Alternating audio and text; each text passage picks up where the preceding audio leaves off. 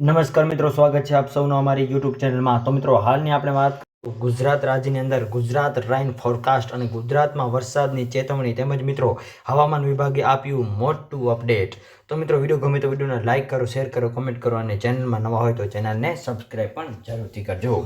તો મિત્રો, હાલની આપણે વાત કરીએ તો ગુજરાત રેઇન ફોરકાસ્ટની વાત કરીએ તો વેસ્ટર્ન ડિસ્ટર્બન્સની અસરના ભાગરૂપે ગુજરાતના અલગ અલગ ભાગોની અંદર વરસાદની આગાહી વ્યક્ત કરવામાં આવી રહી છે। તો બીજી બાજુ આપણે વાત કરીએ તો ગુજરાતના ઘણા ખરા વિસ્તારોની અંદર હળવાથી મધ્યમ વરસાદ જોવા મળશે ઉનાળાની અંદર।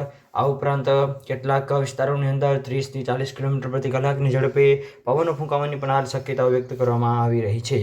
આ સાથે સાથે હવામાન વિભાગની સૌથી મોટી આગાહી અનુસાર અપર એર સાયક્લોનિક સર્ક્યુલેશન સિસ્ટમની અસરના ભાગરૂપે તેની અસરને લીધે આગામી દિવસોની અંદર આગાહી વ્યક્ત કરવામાં આવી છે કે બનાસકાંઠા, પાટણ, સાબરકાંઠા તેમજ દક્ષિણ ગુજરાતના અલગ અલગ ભાગોની અંદર કમોસમી વરસાદ જોવા મળે એવું હાલ અનુમાન લગાવવામાં પણ આવી રહ્યું છે।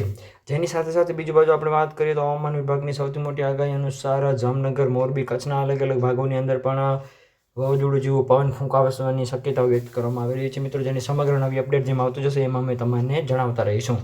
આ ઉપરાંત રાજ્યના આ જિલ્લાઓની અંદર પડી શકે છે વરસાદ, જેની અંદર ઉત્તર ગુજરાત, સૌરાષ્ટ્રના કેટલાક ભાગોની અંદર બનાસકાંઠા, પાટણ, સાબરકાંઠા તેમજ મોરબી, જામનગર, દેવભૂમિ દ્વારકા, સૌરાષ્ટ્ર અને કચ્છના અલગ અલગ ભાગોની અંદર કમોસમી વરસાદ જોવા મળી શકશે।